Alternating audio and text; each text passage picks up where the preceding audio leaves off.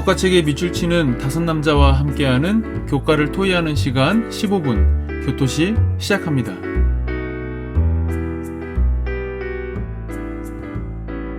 안녕하세요 성도 여러분, 저는 교과책에 밑줄 치는 남자 이진현입니다. 저희 교토시는 교과책의 핵심 질문을 가지고 교과의 내용에 밑줄을 치면서 교과의 내용을 살펴보는 시간입니다. 이번 주도 저희 교토시와 함께 핵심을 잘 알 수 있는 교과 토의 시간이 되면 좋겠습니다. 오늘은 12과 긍휼을 사랑하고 라는 제목으로 함께 교과의 내용을 살펴보겠습니다. 먼저 기억절 말씀입니다.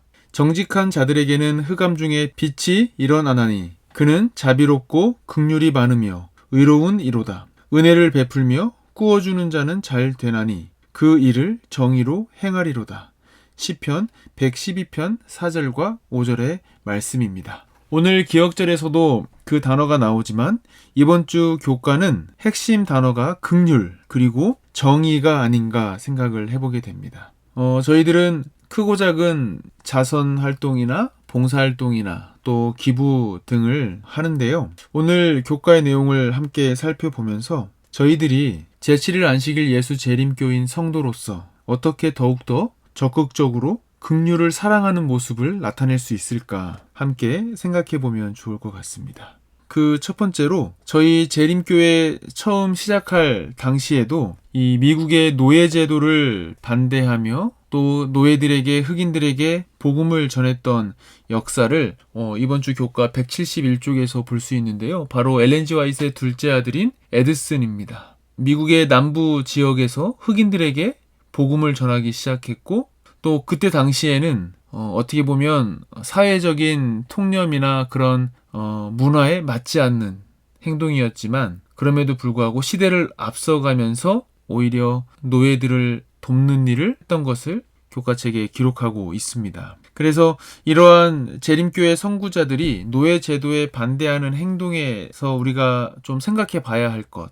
170쪽 마지막 단락을 보면 엘렌 G 화이트 여사도 교회 증언 1권에서 이렇게 우리에게 이야기해주고 있습니다. 인간의 법률이 하나님의 말씀과 율법에 어긋날 때 우리는 어떤 결과가 올지라도 후자에 순종해야 한다. 하나님의 율법과 말씀에 순종해야 된다는 거죠. 그러고 나서 이렇게 기록합니다. 우리나라의 법률은 노예를 그 주인에게 넘겨주도록 요구하지만 우리는 순종하지 말아야 합니다. 이 법을 범한 결과도 감수해야 한다. 노예는 어떤 사람의 소유도 아니다. 하나님께서 그의 정당한 주인이시므로 사람이 하나님의 피조물을 그의 손에 넣고 자기의 것이라고 주장할 권리가 없다. 지금 21세기에는 당연한 이야기지만 당시에는 그렇지 않았죠. 여전히 유색인종을 차별하고 또 노예 제도가 있고 그런 시대에 화인 여사는 분명하게 그 노예 제도가 하나님의 말씀 율법과 맞지 않기 때문에 우리는 그 법을 어겨서 어떤 벌을 당한다 할지라도 그것을 반대해야 된다. 이렇게 우리에게 소개해주고 있습니다. 이런 점들은 좀 오늘날 우리 재림교인들에게 좀 다시 한번 사회적인 참여 또는 사회적인 불의에 대해서 어떻게 우리가 행동해야 될지 다시 한번 생각해 보게 하는 것 같습니다. 정치적인 일이 될 수 있기 때문에 무조건 그런 것들을 피해야 된다라는 소극적인 자세보다는 사회적인 불의에 대해서는 약자들이 고통을 당하고 또 뭔가 차별적인 어떤 그런 현상이 일어날 때 저희들이 인권을 다시 한번 세우고 필요하다면 교단 차원에서 성명도 낼 수 있는 우리 교단이 사회적인 약자들 그리고 사회적인 불의와 그런 정의의 문제에 대해서 강 건너 불구경만 하는 그런 단체가 아니다라는 것을 인식시켜줄 필요가 있는 것 같아요. 그 다음에 교과책 수요일 내용에 보시게 되면 재미있는 표현이 나오는데요. 우리를 가리켜서 평화의 대사 그리고 화해의 대사라고 소개해주고 있습니다.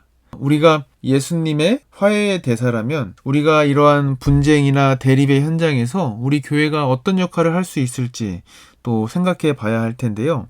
176쪽 세 번째 단락을 보면 이렇게 소개합니다.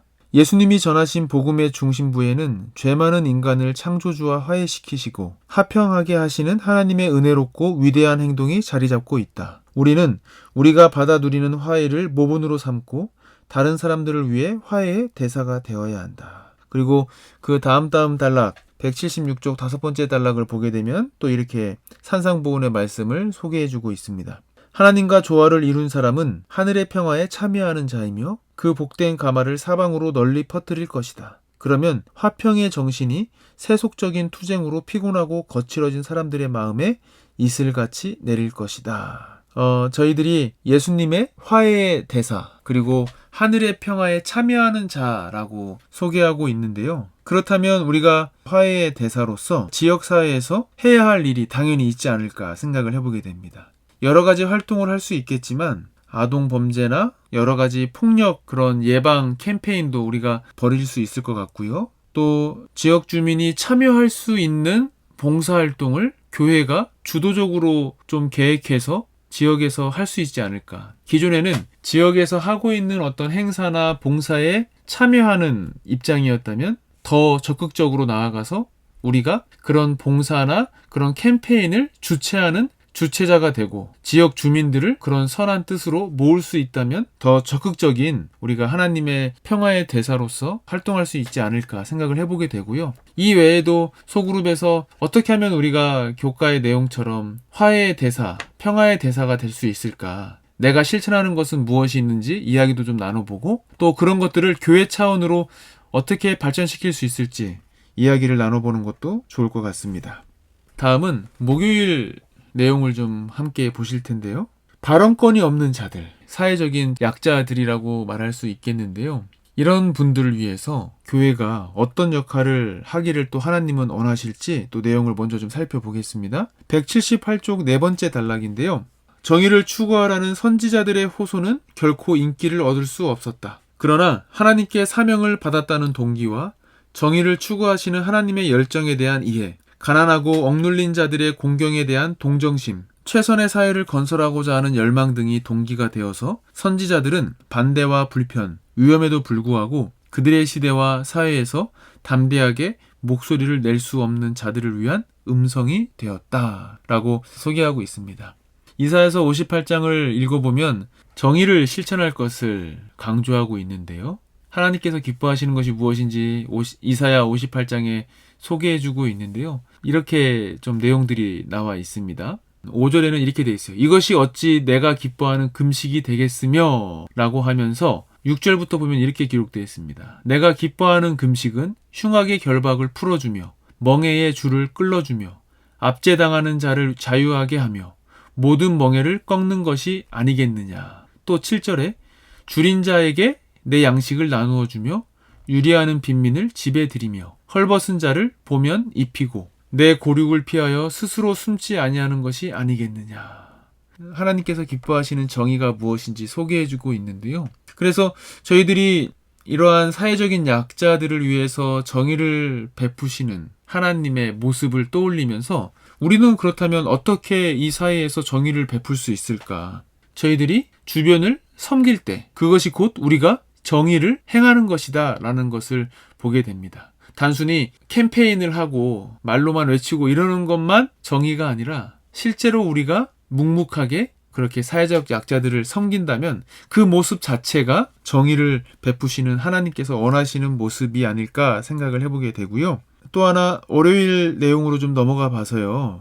이런 경우들이 있습니다. 여기저기에서 하도 도움을 요청하는 그런 일들이 많으면 그 내용이 나오지만 동정피로라는 것을 저희들이 느낄 수 있습니다. 동정피로에 대해서 교과책에서는 이렇게 우리에게 소개를 해주고 있는데요.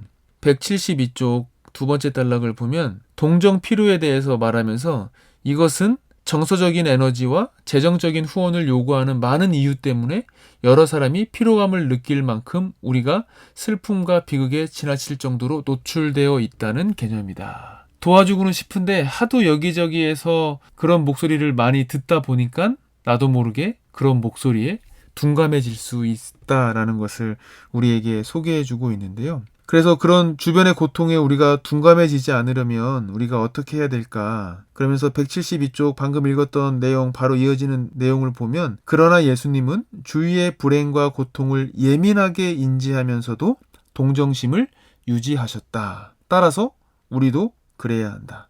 172쪽 교훈의 내용을 보면 우리는 주변의 고통에 둔감해지지 않도록 그들의 상황에 대해 이해하고 하나님의 인도하심을 구하며 그들에게 최선의 기회를 제공하기 위해서 힘써야 한다라고 소개해주고 있습니다. 교과의 내용을 좀 마무리하면서요.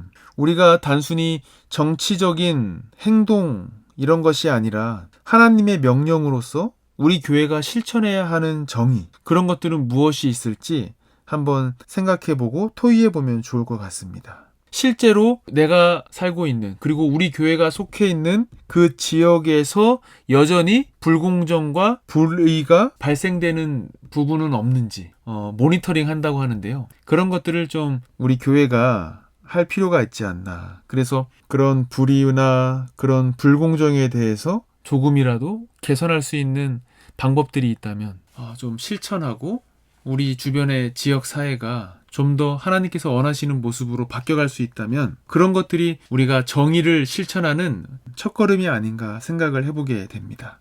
이번 주 교과는 긍휼 그리고 공의에 대해서 한번 생각을 해보게 되었습니다. 어떻게 보면 교회가 좀 놓치기 쉬운 부분이 아닌가.